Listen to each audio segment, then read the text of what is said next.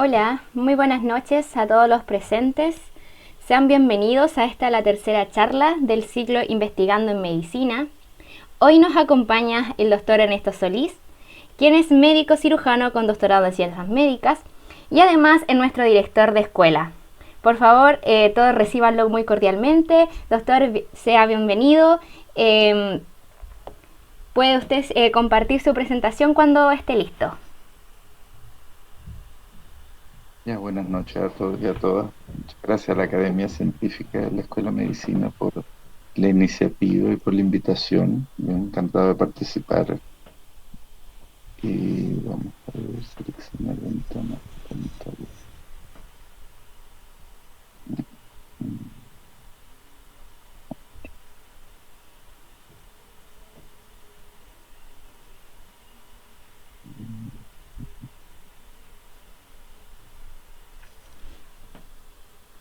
Doctor, antes de comenzar, quisiera consultar si a usted le molestaría que nosotros grabáramos esta reunión para poder después subirla a nuestro canal para nuestros miembros. No, ningún problema. Ok. A ver si...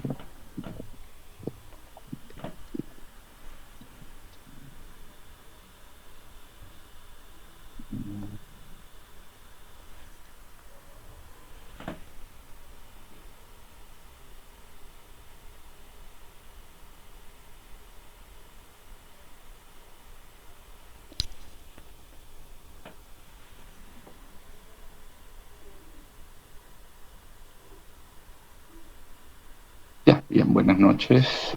Bueno, la pantalla completa no los puedo ver, pero si cualquier pregunta me interrumpen, no hay ningún problema.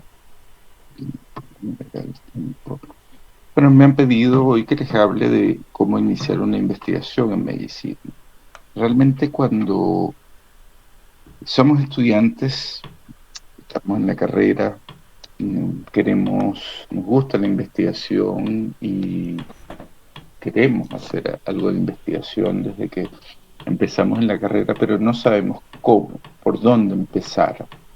Y tenemos así como está esta persona frente a nosotros un gran laberinto, porque muchas veces no tenemos la base suficiente de investigación, los conocimientos teóricos, no sabemos a quién acercarnos para iniciar una investigación y vemos todo como un poco complicado.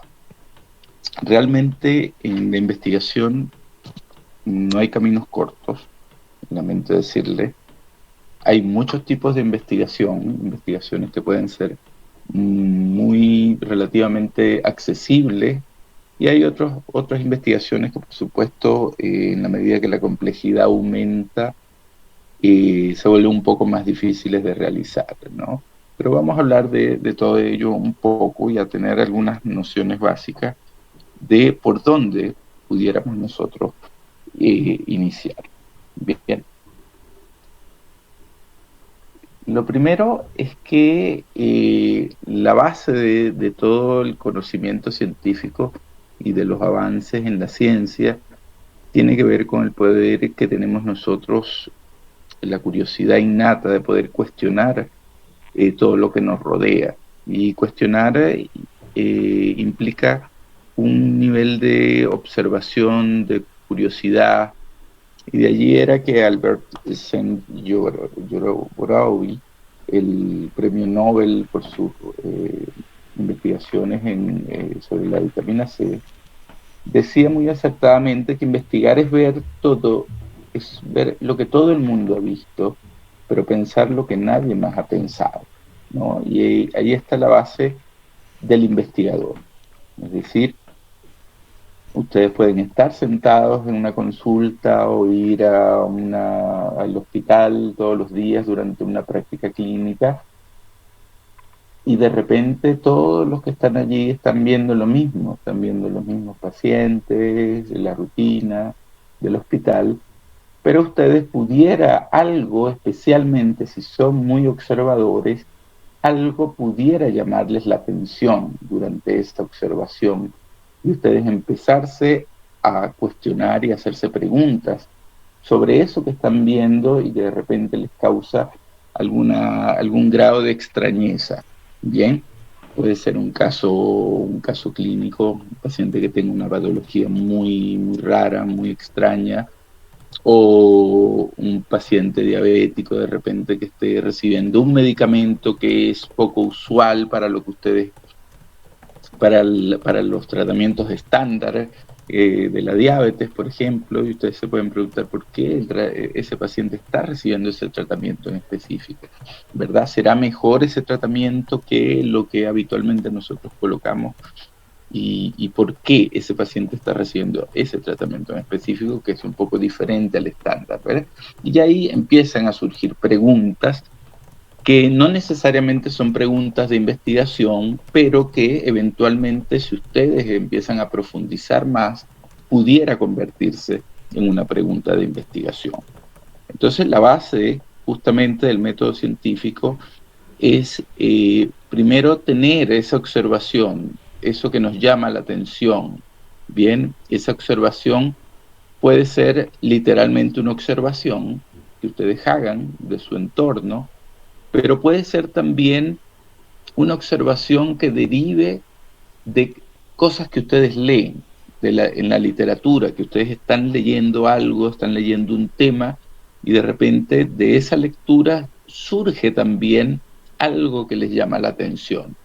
Y de allí ustedes se empiezan a hacer ya una pregunta, y esa pregunta puede ser formulada, como vamos a ver, en forma de una pregunta de investigación con todos los elementos que vamos a ver, ¿verdad? Esto es básico.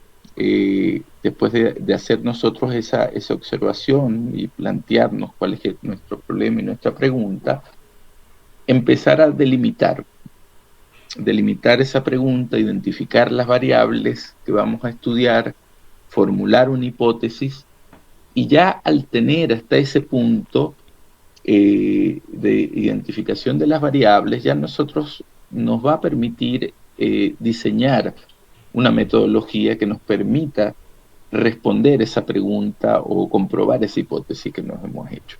Bien, una vez diseñada esa metodología, lo que vendría es recolectar la data, analizarla y sacar una conclusión.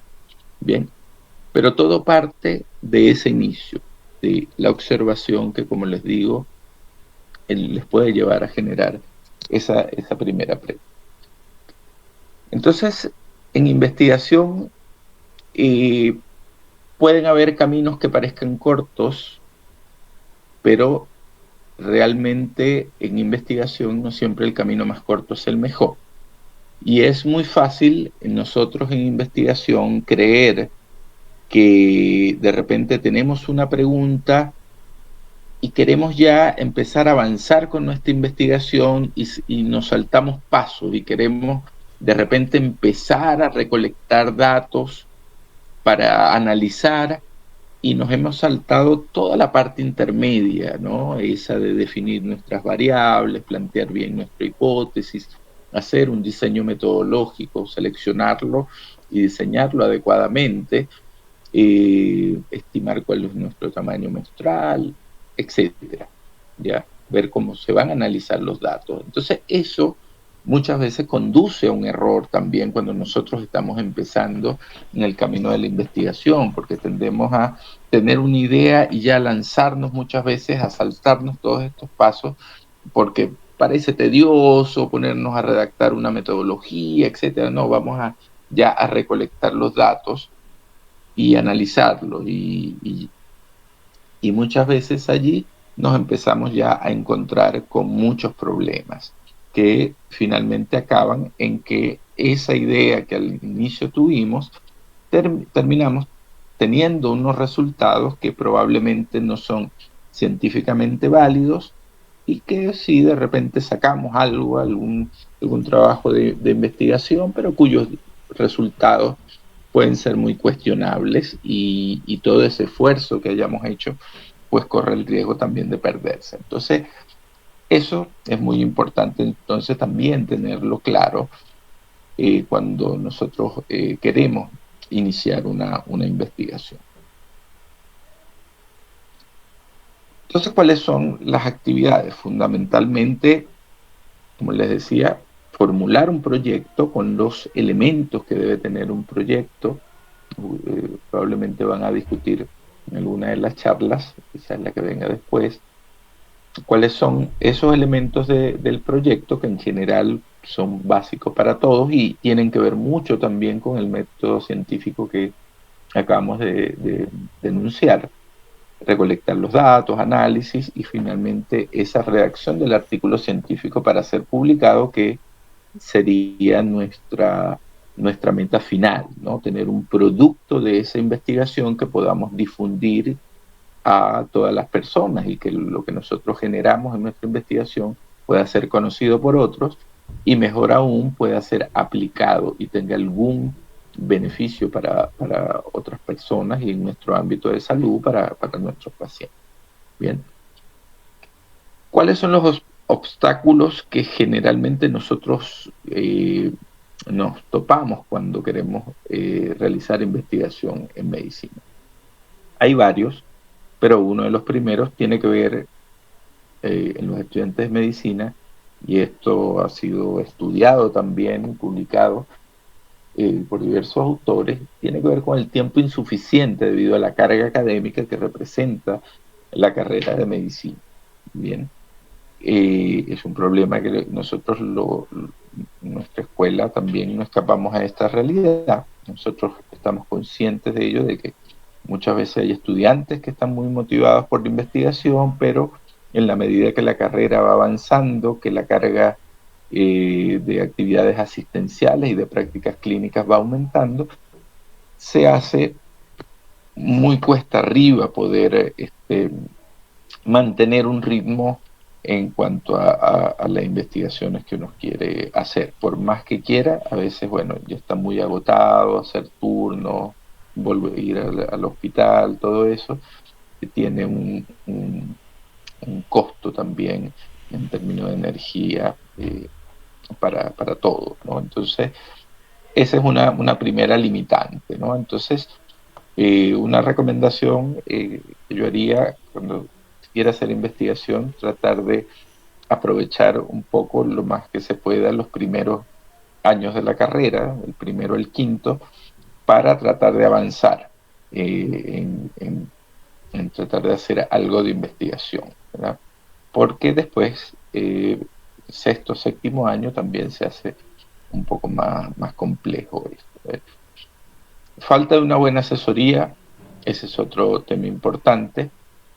Siempre hay que tratar de, en lo posible, apoyarse en algún tutor, algún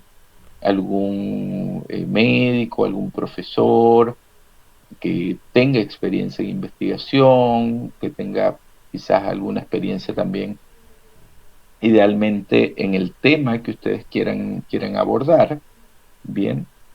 Y eso es importante, y muchas veces también los estudiantes carecen de esa buena asesoría.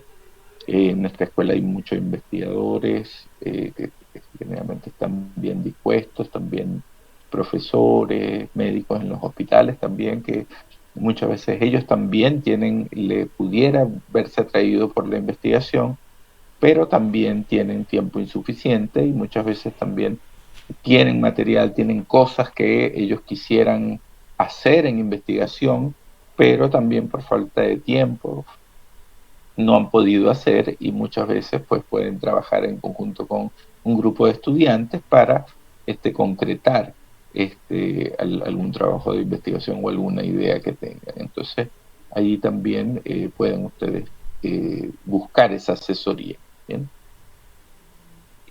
La formación insuficiente en investigación, por supuesto, es otro punto importante. Tener alguna base en investigación nos puede ayudar también a guiar mejor el trabajo. Generalmente en nuestra malla, los cursos de investigación están ya en el quinto año, cuando, bueno, ya han cursado una buena parte de la carrera y no han recibido. Doctor, disculpe que le interrumpa. Quería Adelante. consultarle, el PPT no ha cambiado de diapo, entonces no sabíamos si había avanzado usted con alguna diapositiva. No, estamos en la misma de obstáculos para realizar la investigación en medicina. ¿Es la que Ah, ya. están viendo? Estamos en la La del portada. reloj de arena. Ah, no, sí he avanzado. Dos diapositivas. No, No el sé. PPT no ha avanzado, por eso le Ah, consultaba. veamos ahora. Ahora sí. No, todavía sigue No, en la primera tampoco. diapositiva. No sé qué pasa. Ahí sí, Allí, está en la ahí, segunda diapositiva ahora. ya. ¿Será que lo dejo ahí entonces? Porque aquí yo lo tengo en modo que yo puedo ver el listado de diapositivas, pero ahí sí entonces. Bueno, las paso por acá entonces. Sí, ahí sí se cambia. Y ahí ustedes ven la pantalla completa. Ya. A ver, si ya me salgo. Ya, lo voy a ir desde acá entonces. Bien, entonces estamos acá. Y hemos hablado de el método científico, los pasos del método científico, que no había un camino corto, por lo general sí lo hay, pero no siempre es el mejor, y los obstáculos para realizar investigación en medicina. Habíamos hablado del tiempo, de la falta de buena asesoría, bien sea docente, clínico o metodológica, la formación insuficiente de investigación, que les decía que quizás lo ideal es que los cursos de investigación pudieran estar un poco más abajo en el plan formativo para que ustedes recibieran bien esa formación ya desde un poco más al inicio de la carrera para que ustedes pudieran aprovechar un poco mejor el resto de los años en la carrera. Eh, hay también muchas veces hay deterioro en las habilidades científicas debido al mayor tiempo ocupado en las actividades clínicas. Bien, muchas veces adquieren alguna competencia científica que han ejercitado en los módulos de investigación, pero después eso como que se va diluyendo un poco con el resto de las habilidades de las prácticas clínicas y se les olvidan muchas cosas. Entonces, cuando quieren hacer investigación, ya hay cosas que de repente no recuerdan bien porque no las han practicado, ¿no? Y otra limitante que vemos muchas veces es el proceso de aprobación del comité de ética. Hay trabajos de investigación que por su naturaleza requieren también aprobación de un comité de ética de la universidad o del hospital, y eso a veces también puede ser un proceso que puede tomar tiempo, ¿no? Entonces, en ese sentido, eso también puede ser una limitante a ese impulso que puedan tener por hacer investigación. Entonces, eso es alguna de las cosas generales con las que a las que nosotros nos tenemos que enfrentar y tenemos que ir viendo cómo sortear esas dificultades si realmente queremos avanzar. Bien. Las preguntas de investigación generalmente en la ciencia pueden partir desde preguntas que son generales, muy generales, que son muchas veces el tipo de preguntas que surgen en los estudiantes, hasta preguntas sumamente específicas, y estas preguntas muy específicas ya podemos, Doctor, ¿sí? de nuevo no se cambió la diapositiva. O no sé qué podría hacer acá. Ahora sí se visualiza la diapositiva que estaba comentando. Ahora sí, y Sí, aquí avanza. no, todavía está en la misma. ah, ¿Y aquí retrocede? No, Tampoco. no sé qué, por dónde. Ven acá, a ver qué podemos hacer. Mm, A lo mejor al cliquear las diapositivas en pequeño que aparecen al lado puede cambiar. ya,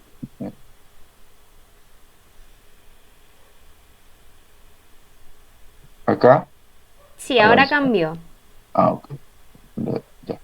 Ahí sí estamos otra vez, ¿verdad? En la pregunta, los interrogatorios. ¿Sí? Sí, Ya, ya, muchas gracias. Entonces las preguntas les decía que pueden ser preguntas muy generales, desde la persona que es muy novata en el campo de la investigación, que generalmente son estudiantes de pregrado, pasando hasta residentes, asistentes o investigadores ya más experimentados.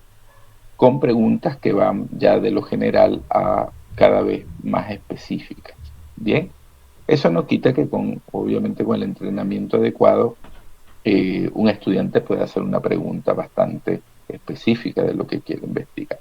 Usualmente las preguntas que nosotros nos hacemos, muchas veces una pregunta que puede ser muy general en un momento nos va llevando a otra pregunta más específica, y dependiendo también del avance de nuestra investigación, esa pregunta puede ser que tenga alguna respuesta en nuestro proyecto de investigación, y que esa respuesta nos vaya a conducir a su vez a más preguntas. Bien, y así es que se va generando una línea de investigación. Yo diría que algo sumamente importante cuando ustedes quieren hacer investigación es revisar un poco sus intereses de investigación, por supuesto. Algo muy importante cuando hacemos investigación es que nos motive lo que estamos investigando. Bien, entonces muchas veces esa motivación puede surgir por algún familiar que puede tener alguna enfermedad, o algún paciente en específico que vieron con una enfermedad y les llamó la atención. ¿Ve? Entonces lo importante es que ustedes tengan esa motivación, o alguna enfermedad de alguna especialidad también que les llame la atención. Eso es importante. Si la investigación puede partir con características muy generales, muy abstractas, muy complejas, que puede surgir de la realidad a veces o de estudios previos, y esa idea de investigación, la idea es convertirla ya a un problema ya específico que queremos investigar, que sea concreto, que se pueda investigar, que se pueda demostrar o buscarle una respuesta a través de la investigación. Entonces, esa idea de investigación, que puede ser muy grande al inicio, nosotros vamos a llevarla hasta un planteamiento del problema y a una pregunta ya con una formulación específica.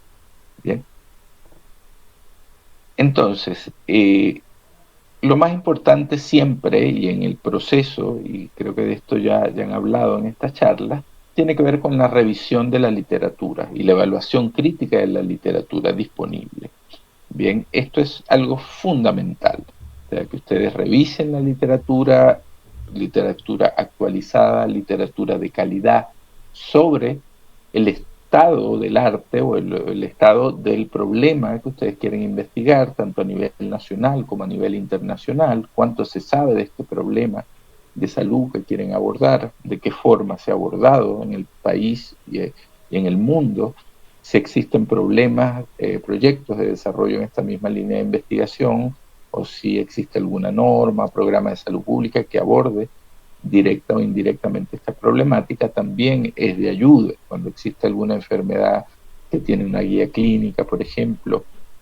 Esas guías clínicas, también muchas veces cuando leemos las guías clínicas vamos a ver que hay muchas preguntas dentro de esa guía clínica que la guía clínica intenta responder a través de la revisión de la literatura, y eso los va nutriendo también en qué tipos de preguntas podemos hacernos nosotros también en el ámbito de la medicina. Esa revisión de la literatura hay que también sistematizarla, organizarla, ordenar lo que vamos leyendo, bien, y toda esa revisión no es para nada una pérdida de tiempo. Los permite a ustedes irse empoderando del problema de investigación que quieren ustedes realizar, les permite redactar una buena introducción de su proyecto, les permite validar los supuestos estadísticos, justificar las variables que ustedes seleccionen para su estudio. Es decir, si ustedes quieren ver, por ejemplo, el efecto de un medicamento, por ejemplo, en la enfermedad de Parkinson, ustedes a través de la literatura, de lo que ustedes lean, si quieren estudiar manifestaciones motoras, de repente se van a dar cuenta que de repente para medir efecto de enfermedad de Parkinson en parte motora, de repente hay una escala que es la mejor para evaluar manifestaciones motoras de lo que hay en la literatura, y ustedes van a seleccionar esa escala para su estudio, para aplicarla en su estudio y medir el efecto en las manifestaciones motoras de la enfermedad de Parkinson, por ponerle un ejemplo, ¿no? Entonces todo eso se los va dando la literatura. De repente ustedes empiezan con una idea muy general de lo que quieren hacer y poco a poco, en la medida que se van sumergiendo en la literatura de calidad y pertinente y actualizada, van empezando a aprender muchas cosas y van empezando a definir y delimitar mejor su problema, que de repente empezó siendo de una forma, y en la medida que van leyendo se dan cuenta que quizás ya eso que ustedes habían visualizado como una investigación, una pregunta de investigación, ya quizás ya se sabe mucho de eso, pero en la lectura se han dado cuenta de que hay otros aspectos quizás muy relacionados que están poco investigados, y entonces ahí empiezan ustedes a empezar a moldear y a delimitar mejor su investigación. Y finalmente les permite apoyar las afirmaciones que ustedes van a hacer una vez que terminen su investigación en la discusión de sus resultados. Bien, entonces, cuando revisan la literatura, primero que hay que ver es si se ha abordado la pregunta de investigación que ustedes se plantean anteriormente, si se ha abordado adecuadamente esa pregunta, porque muchas veces también vemos estudios donde hay deficiencias metodológicas. De repente han estudiado lo mismo que ustedes se están preguntando, pero lo han estudiado inadecuadamente. La muestra no es suficiente, la metodología aplicada no es la adecuada, la escala que utilizaron para medir su variable de desenlace no era la idónea. Entonces allí hay espacio también para que ustedes puedan mejorar lo que hay publicado en la literatura. Bien.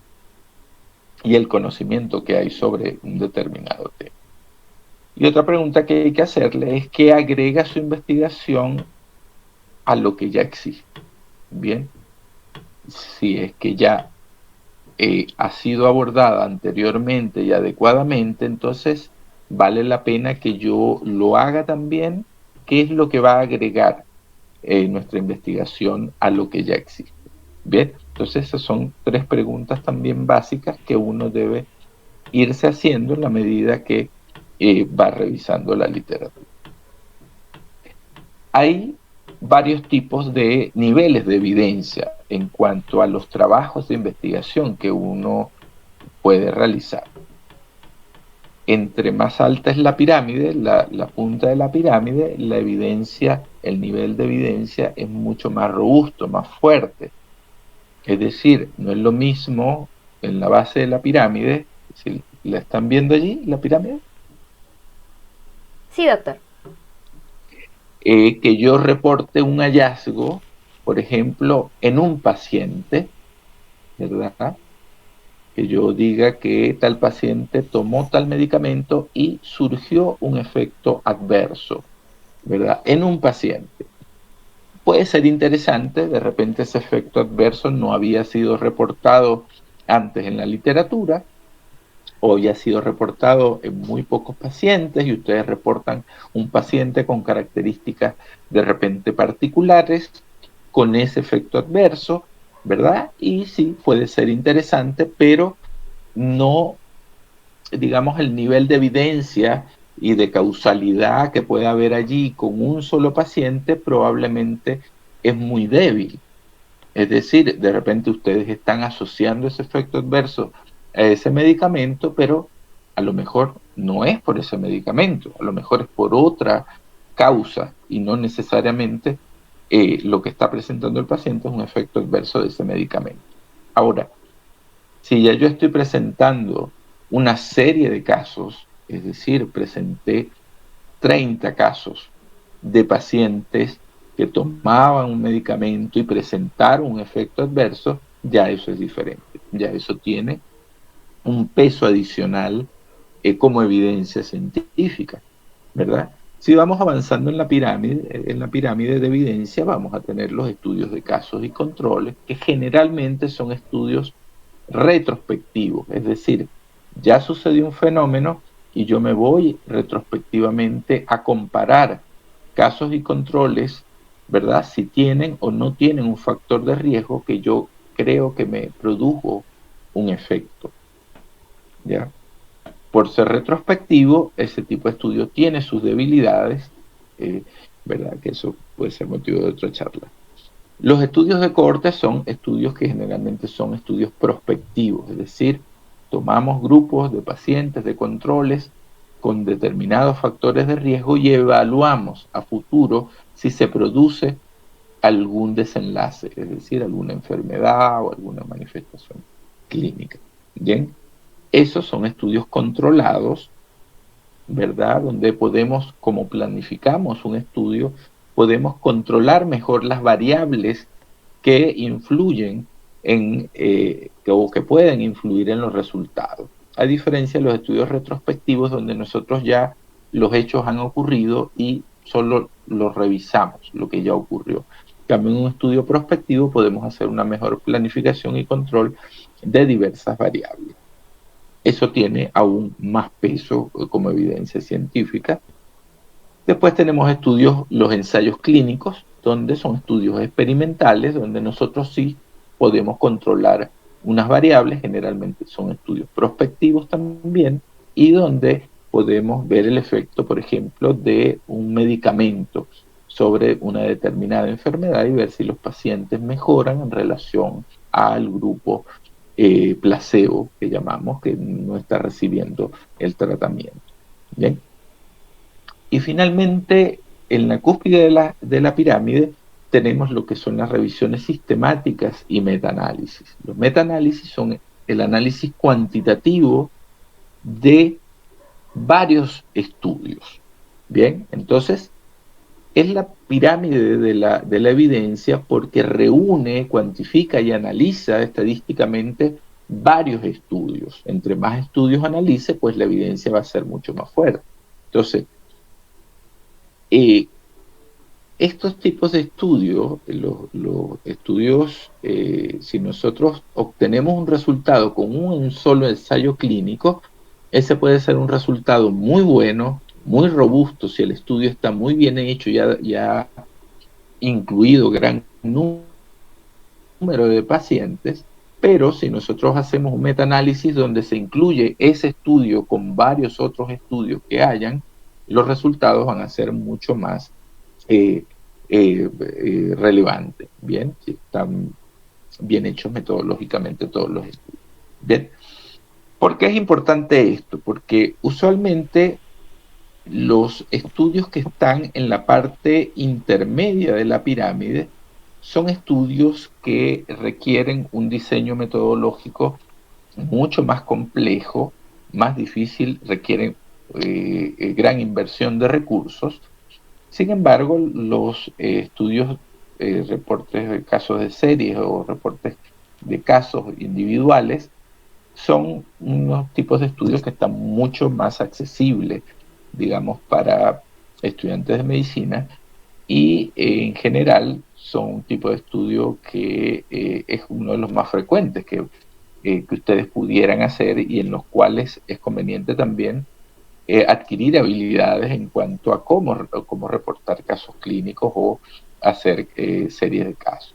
Bien, los estudios de revisión sistemática y de metaanálisis son estudios también relativamente accesibles porque lo que se requiere es una preparación en los métodos y en la metodología de realizar revisiones sistemáticas y metaanálisis, que son habilidades que perfectamente ustedes también pueden adquirir. Nosotros hemos trabajado en algunos años anteriores con algunos grupos de investigación y los modelos de investigación en realizar revisiones sistemáticas y metaanálisis y efectivamente se han obtenido estudios bastante interesantes y los estudiantes han aprendido la metodología de cómo realizarlo. Bien, entonces estas dos partes son, quizás desde mi punto de vista, los tipos de estudios que pudieran estar más accesibles para ustedes como estudiantes de medicina, porque estos otros tres niveles de la pirámide pues requieren mucho más tiempo, mucho más protocolos, perdón, y muchas veces también inversión de dinero, financiamiento particularmente. Bien, voy a avanzar un poco más rápido. Una vez que nosotros, como les decía, la primera fase, tenemos ya nuestro interés, sabemos qué área más o menos nos puede llamar la atención y qué es lo que nos gustaría hacer, nos podemos plantear el problema. El planteamiento del problema, como dijimos, es una parte fundamental de este proceso de investigación, porque de allí va a partir todas las acciones que van a seguir posteriormente. Entonces, esa pregunta de investigación tiene como objetivo determinar la verdad de una incertidumbre que se ha planteado, pero hacerlo en forma de pregunta, y la contextualización de la pregunta es lo que nosotros vamos a llamar en su totalidad el planteamiento del problema. Hycroft decía ya en el año 67 que un problema correctamente planteado estaba parcialmente resuelto, es decir, donde ustedes se plantean o formulan su pregunta de investigación de forma correcta, bien delimitada, con todos los elementos, ya tienen la mitad del camino andado, aunque no lo parezca. Bien, entonces es fundamental invertir el tiempo, suficiente tiempo en lo que es la revisión de la literatura y el poder plantearnos una pregunta de investigación con todos los elementos que les voy a mencionar. Entonces, una vez que nosotros planteamos el problema, lo definimos, lo delimitamos, justificamos por qué es importante, formulamos nuestra pregunta y luego ya lo que viene después de la pregunta va a ser mucho más fácil, que son los objetivos, la hipótesis, que van a orientar la metodología y finalmente hace los resultados y conclusiones que van a responder esa pregunta. Bien, durante todo lo largo del proceso de investigación, ustedes deben seguir manteniendo una revisión de la literatura y revisar también los aspectos éticos que en algunos tipos de investigación son más críticos, como habíamos dicho. Entonces, el planteamiento del problema busca llenar vacíos o necesidades o dificultades que nos conducen a realizar la investigación, con objeto, por supuesto, de resolverlo. La descripción del problema, como habíamos dicho, busca contextualizar lo que queremos investigar, cuáles son los antecedentes, qué es lo que se ha investigado, cuáles son las teorías y supuestos básicos y cuál es la justificación y relevancia de ese problema. En el problema nosotros debemos definir bien cuáles son las características de esa situación que estamos describiendo, cuáles son los puntos más relevantes de lo general a lo específico.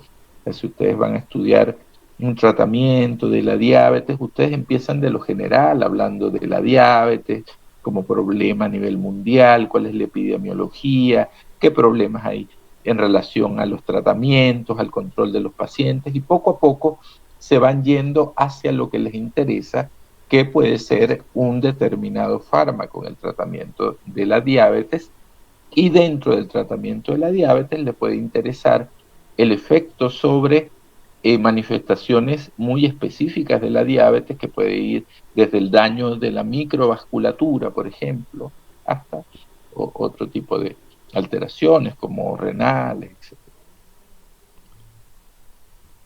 Finalmente nosotros terminamos con la formulación de la pregunta, que ya es el resumen de ese problema, que debe ser ya muy breve, preciso, y que generalmente se hace en forma de una pregunta. Bien. Los criterios de formulación de un problema de Carlinger y Lee hablan de que debe estar formulado finalmente como una pregunta, de que debe generalmente expresar la relación entre uno o más conceptos o variables, bien, sobre todo en los estudios analíticos donde generalmente se busca eso, asociar dos cosas. Si yo pongo este fármaco, ¿qué pasa con la glicemia, por ejemplo? Si yo pongo este fármaco, ¿qué pasa con la presión arterial? ¿Bien?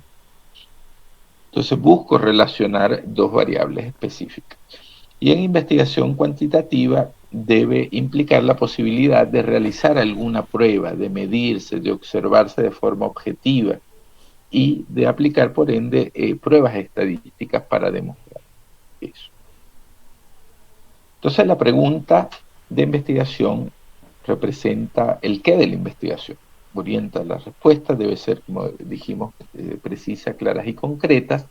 Deben establecer límites en espacio y tiempo, el cuándo se va a hacer lo que yo quiero hacer, dónde y en quién o en quiénes voy a hacer yo mi observación. Bien, ¿cuál es mi población en el fondo? Bien. Hay algunos criterios también que nos orientan para saber si nuestra pregunta de investigación es una buena pregunta de investigación. Entonces, hay este acrónimo, algunos le dicen FINER, que la F es de factible o contestable, es decir, que pueda ser respondido con los recursos, medios y tiempo disponible para la investigación. A veces nos podemos hacer una pregunta muy interesante, muy buena, pero no tenemos la forma ni los medios, ni el financiamiento para nosotros contestar esa pregunta. Entonces tenemos dos opciones, o no la hacemos y cambiamos nuestra pregunta, o buscamos con quién asociarnos para tratar de buscar ese financiamiento y hacer esa pregunta. Bien, a veces de repente queremos hacer un estudio de investigación, pero no tenemos el equipo, no tenemos los reactivos, pero de repente hay otro investigador que sí tiene los recursos, el equipo, y nos podemos asociar con esa investigación, con ese investigador y realizar nuestra investigación. Pero de repente por nosotros solos, quizás no pudiéramos sin un financiamiento externo. Bien, entonces podemos postular a financiamiento o podemos reformular nuestra pregunta. La pregunta debe ser interesante, debe motivar al investigador, porque si es una pregunta que no nos motiva, la verdad es que, como les decía, la motivación es uno de los elementos clave dentro de la investigación, porque puede ser la investigación un proceso donde haya también muchos tropiezos, dependiendo del estudio que ustedes quieran hacer. Debe ser novedosa en lo posible, y aquí caemos en qué es lo que aporta mi pregunta a lo que hay. Es decir, puede ser novedosa porque no se conozcan las respuestas o porque la respuesta añade, complemente o mejore o confirme o rechace algo que ya se conoce. Y este conocimiento puede ser aportes al estado del arte, es decir, a lo más actualizado que haya, que nosotros estemos aportando algo, puede ser un aporte relativo a la experiencia individual o a la prioridad sanitaria local o global. Bien, entonces en ese sentido también puede ser novedoso, puede ser que algo se haya estudiado ya a nivel mundial, se haya estudiado en otros países, pero para nuestra realidad sanitaria pudiera ser un estudio novedoso, porque aquí nadie lo ha hecho, no sabemos si eso que se ha estudiado a nivel mundial o en otros países se comporta de la misma forma en nuestra población. Entonces, en ese sentido, esa pregunta pudiera ser novedosa para nuestra realidad. Bien, por supuesto que la pregunta pues cumpla con ciertos criterios estándar de ética, bien, que podamos utilizar procedimientos éticamente aceptables. A veces nos hacemos también preguntas, pero quizás, por ejemplo, estudiar a otros compañeros de carrera pudiera no ser tan éticamente aceptable, dependiendo también del qué voy a estudiar. De repente, estudiar la prevalencia de drogadicción dentro de estudiantes de medicina pudiera ser algo que pudiera ser éticamente cuestionable si lo hacen entre ustedes mismos, digamos. Bien, o pudiera generar datos que estigmatizara a su grupo, a diversas cortes, etc. ¿No? Y por ponerles un ejemplo, ¿no? Hay poblaciones que son especialmente vulnerables en términos éticos, es decir, cuando nosotros vamos a hacer estudios de investigación en niños, en embarazadas, en población carcelaria, de repente en ancianos, en pacientes con discapacidad intelectual, son poblaciones especialmente vulnerables y que también requieren ciertos criterios para nosotros poder acceder o realizar investigación en estos grupos, ¿no? Relevante también va muy de la mano con lo novedoso, cómo contribuirá al conocimiento, cómo cambiará conceptos, cómo influirá en futuras direcciones de investigación, y finalmente que sea clara y específica. Y esto es para poder también que la respuesta que encontremos sea también clara y específica, acorde específicamente a la pregunta que estamos haciendo. Entonces, esta correcta formulación de la pregunta nos va a permitir enfocarnos mejor en el problema, identificar las variables, la población, posibles desenlaces, generar un marco teórico, hipótesis, objetivos y la metodología del estudio. Como yo les decía, a veces una pregunta puede generar otras preguntas, ¿no? Estos investigadores partieron de una pregunta, por ejemplo, que el tratamiento con bloqueadores de síntesis de estradiol reducía el riesgo de recurrencia en mujeres con cáncer de mama en estadios tempranos. Y la respuesta a su pregunta fue que sí, efectivamente reducía el riesgo de recurrencia en mujeres con cáncer en estadios tempranos. Y después de que ellos hicieron esta pregunta, se generaron otras preguntas. ¿Por cuánto tiempo debía darse ese tratamiento entonces con bloqueadores de la síntesis de estradiol? Al dar bloqueadores de la síntesis de estradiol, los pacientes podían presentar osteoporosis. Entonces, ¿cuál era la mejor forma de prevenir la osteoporosis como efecto adverso?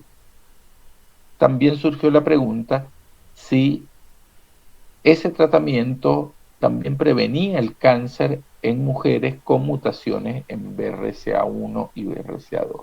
Entonces, fíjense, son preguntas muy interesantes que parten de otra pregunta previa, de responder otra pregunta previa, y que nos va generando otras preguntas. Bien, y esto parte de la base de lo que el investigador conoce del problema que está investigando. Bien, entonces, en la medida que ustedes conocen más del problema, es más fácil generar las preguntas. Bien, voy a adelantar ya por tiempo un poco algunas cosas y darles algunos ejemplos, ¿no? De la pregunta de investigación. Entonces nosotros las podemos clasificar según el propósito fundamental que nosotros perseguimos con nuestra pregunta. Puede ser descriptiva o analítica. Si nuestro propósito es solo describir un fenómeno en el espacio y tiempo, solo describirlo, esa es una pregunta descriptiva. Si nuestro propósito es comparar, buscar relación entre dos o más variables, ya eso es un propósito inferencial o un propósito analítico. Entonces ahí comparamos intervenciones, técnicas, exposiciones, ¿verdad? Hay una variable independiente para determinar qué efecto tiene sobre otra variable de resultado de desenlace, que es nuestra variable dependiente. Y según el contexto clínico en el que nosotros estemos, nosotros podemos querer identificar factores etiológicos o de riesgo, es decir, saber la causa de por qué se está produciendo determinado fenómeno, determinar la detección de enfermedades basadas en el interrogatorio, examen físico o exámenes paraclínicos, son preguntas de diagnóstico.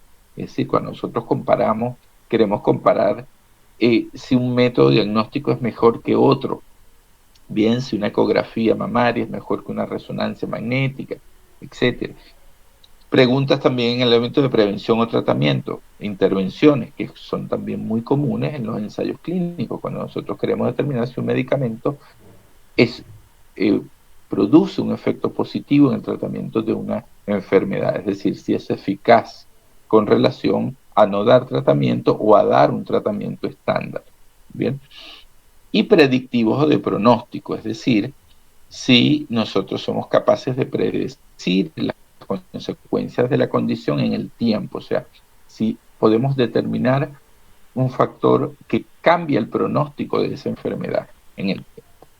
Bien, entonces, en la formulación de preguntas, la estrategia PI-COT para la formulación de preguntas es una de las más utilizadas, donde la P es el paciente o la población, la I es la intervención o exposición, el qué, la C es la comparación que nosotros podemos hacer si es un estudio analítico, y el outcome es el resultado que nosotros queremos medir. Es decir, podemos medir pacientes con cáncer de mama, dar un medicamento, un bloqueador hormonal, comparándolo con dar quimioterapia convencional. ¿Qué es lo que vamos a medir? Sobrevida. Mejora la sobrevida en pacientes con cáncer de mama a los 5 años, el tiempo. Entonces fíjense ahí cómo armamos una pregunta con todos estos elementos, que son los elementos como básicos que debería tener esa pregunta. Bien, entonces aquí algunos ejemplos, por ejemplo, una pregunta descriptiva con estos elementos, pacientes, la medida que puede ser en estudios descriptivos, la medida que vamos a utilizar para describir lo que sucede en esa población puede ser una prevalencia, la incidencia, la tasa o una determinada característica. Bien, entonces en preguntas descriptivas nosotros vamos a tener también la población, la medida de nuestro estudio, la condición, bien, la población y el lugar y el tiempo en el que nosotros queremos medir eso. Entonces fíjense, en pacientes con enfermedad de Alzheimer tenemos una población con unas características con Alzheimer de inicio temprano. ¿Cuál es el promedio? Es la medida de deterioro cognitivo, qué es lo que vamos a describir en esos pacientes, y en el tiempo anual en un periodo de 10 años según la escala X. Bien, entonces fíjense como ahí tenemos una pregunta de investigación descriptiva. Entonces así podemos plantearnos nosotros diferentes preguntas de causalidad, por ejemplo, en adultos sanos entre 18 y 45 años, ¿es el uso del cannabis en cualquiera de sus formas en más de 50 oportunidades de su vida un factor que incrementa el riesgo de sufrir episodios psicóticos comparado con los que no usan cannabis?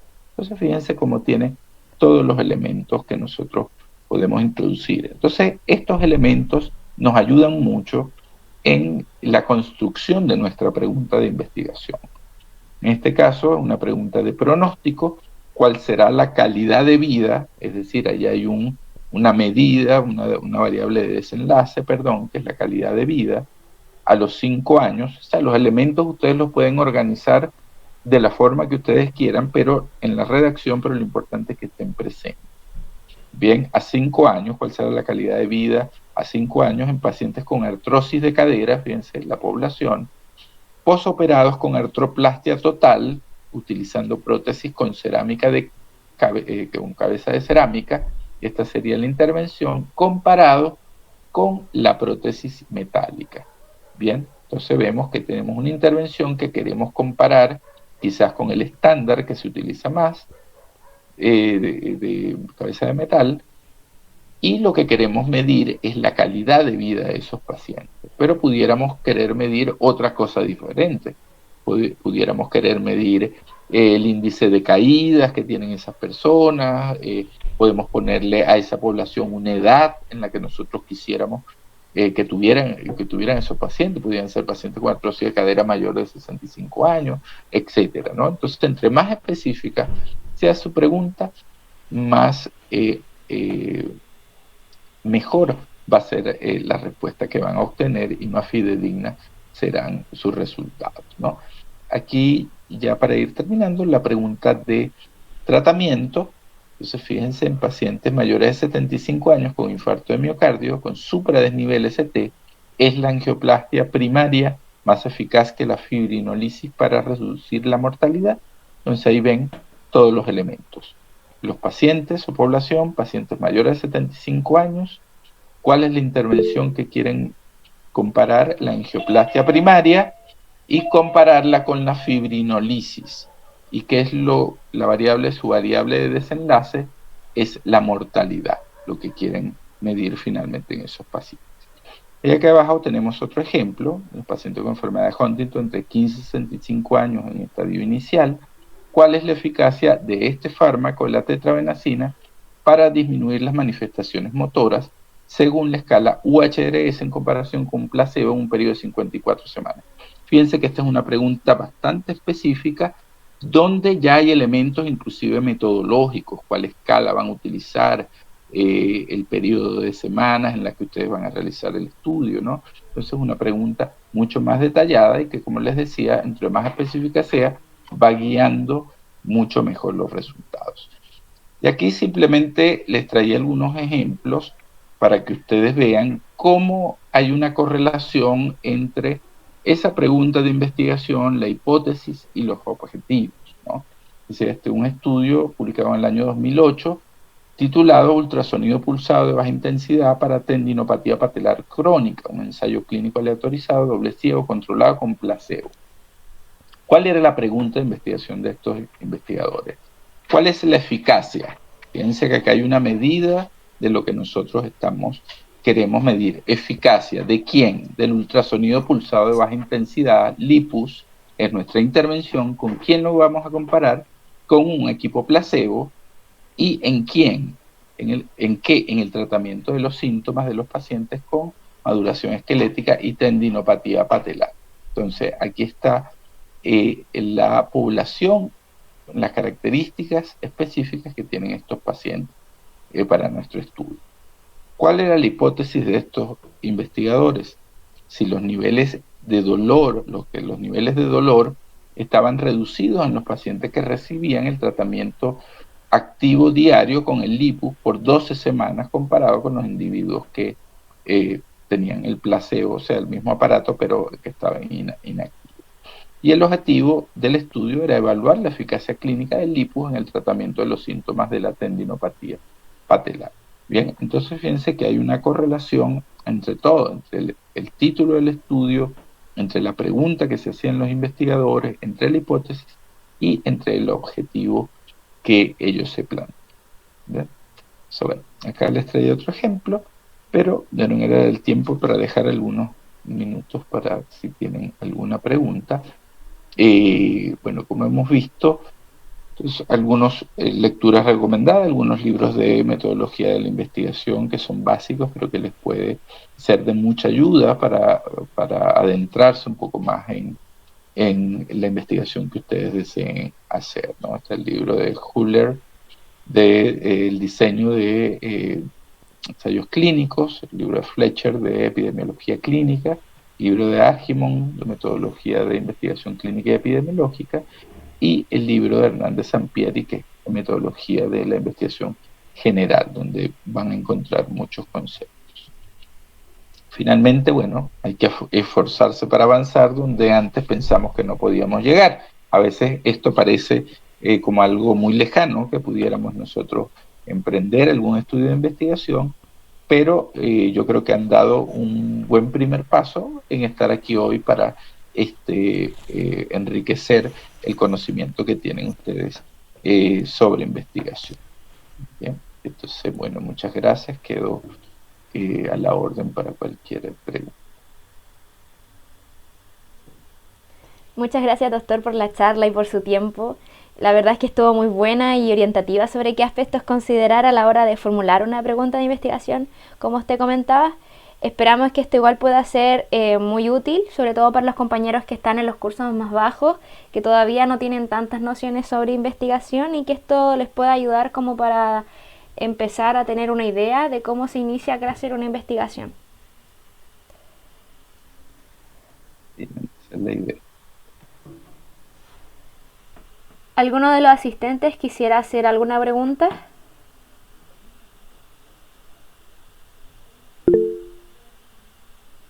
Alexa Castro.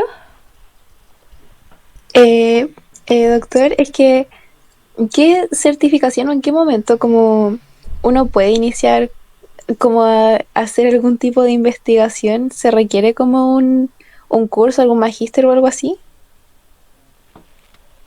No, la verdad es que no hay ningún requisito, digamos, de ese tipo, ¿no? Ustedes pueden empezar a hacer investigación desde que están al inicio de la carrera. Yo cuando era estudiante de medicina empecé ya desde el segundo año, empecé a investigar a investigar cómo investigar, con qué profesores hacen investigación, qué temas me llamaban la atención, cómo hacer para hacer investigación. Bien, entonces lo primero es eso, ver qué temas le llama a ustedes la atención, empezar a leer, empezar a acercarse, a ver con qué profesor, con qué médico ustedes pueden trabajar, que les pueda dar una orientación a lo largo del trabajo, porque eso es, como les decía, muy importante, ¿no? Pero no hay un periodo específico, ni un requisito especial para que ustedes empiecen a hacer investigación. Como les digo, siempre lo más fácil es aprender, por ejemplo, a cómo reportar un caso clínico, qué aspectos. Porque a veces nosotros tenemos pacientes que nos llaman la atención, pero no sabemos qué relevancia puede tener ese caso. Entonces, ahí empieza el tema investigativo. Vamos a leer qué hay. Aquí tengo el paciente, aquí tengo la descripción del paciente. ¿Qué tiene de interesante este paciente? ¿Tendrá algo relevante este paciente que a mí me... Bien, entonces ahí uno empieza a leer, empieza a meterse en la literatura y de repente se da cuenta si es un paciente que no tiene nada relevante realmente, o de repente sí tiene muchas cosas relevantes que nosotros pudiéramos reportar o describir en la literatura. En genética, que es especialmente mi campo, siempre muy llamativo porque los pacientes de genética son en general pacientes con enfermedades que son raras. Entonces, muchas veces los reportes de casos clínicos van por ese lado porque son pacientes que en general, como la prevalencia de sus enfermedades es muy rara, pues tienen algo llamativo que pudiera enriquecer la literatura. Bien, entonces en el campo de la genética pues es bastante fácil trabajar el reporte de casos clínicos y buscar particularidades, aparte de la frecuencia que tenga la enfermedad, buscar otro tipo de particularidades que tengan esos pacientes. Pero yo creo que en todas las enfermedades o los tipos de pacientes o en los servicios que ustedes puedan tener contacto, bien sea en un Cefam o en un hospital, van a encontrar casos de enfermedades que son comunes, pero que pueden tener también particularidades que pueden ser interesantes también de reportar. Bien, y como les digo, pueden avanzar también, no solo de repente quedarse en un caso, sino de repente trabajar con una serie de casos donde ustedes puedan reportar hallazgos en esos pacientes, ¿no? Pero bueno, eso responde más o menos la pregunta. Profesor, y sobre eso mismo, ¿qué pasa si es que hay un paciente sobre el cual uno quisiera hacer una investigación? Porque puede hacer un aporte así como muy importante, alguna enfermedad así como casi es como humanitario, pero al hacerle como la consulta o entregar el consentimiento informado, él no quiere participar ni tampoco que sea anónimo, ningún tipo de información respecto. ¿Cómo? ¿Qué se hace? Se acepta nomás.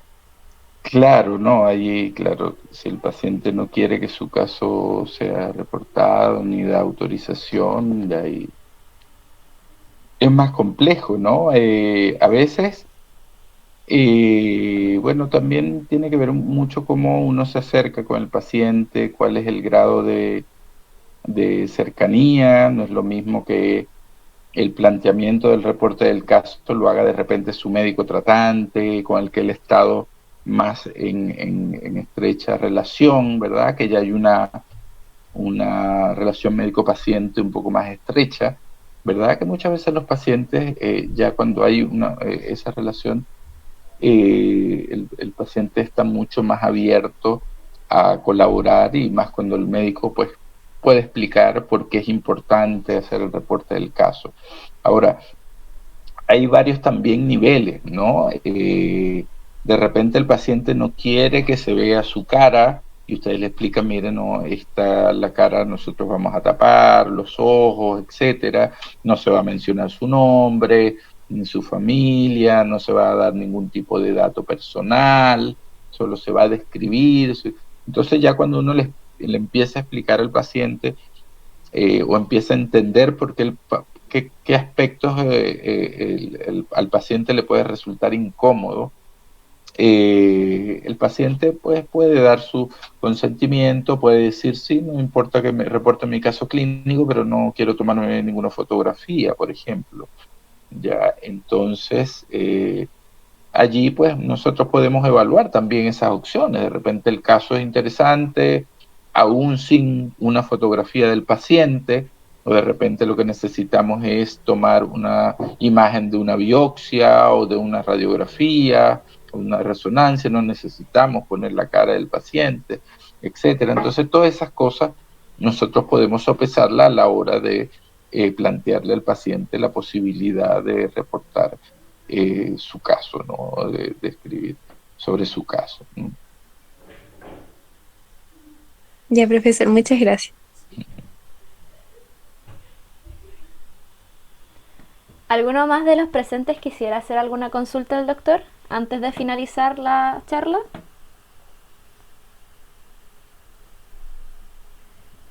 Bueno, parece que no. Por el chat los miembros no comentaron algo. Bueno, doctor, muchas gracias nuevamente por la charla. Estuvo muy buena.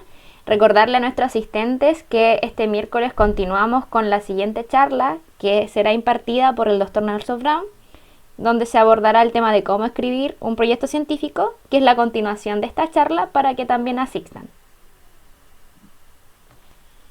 Bueno, muchas gracias a la Academia Científica por la invitación. Siempre un gusto participar en estas actividades y poderles aportar un poco a todos ustedes, y gracias por atender a este tipo de iniciativas que es muy interesante. Sé que la hora a veces es pesada para todos, pero vale la pena. Muchas gracias, doctor. Hasta Feliz noche. luego. Hasta luego. Juan Chao, Vega, profesor. ¿quiere hacer una pregunta? ¿Alguien levantó la mano?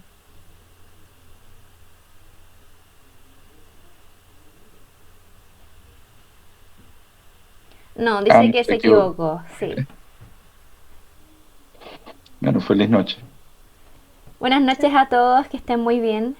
Los esperamos en la siguiente charla este miércoles.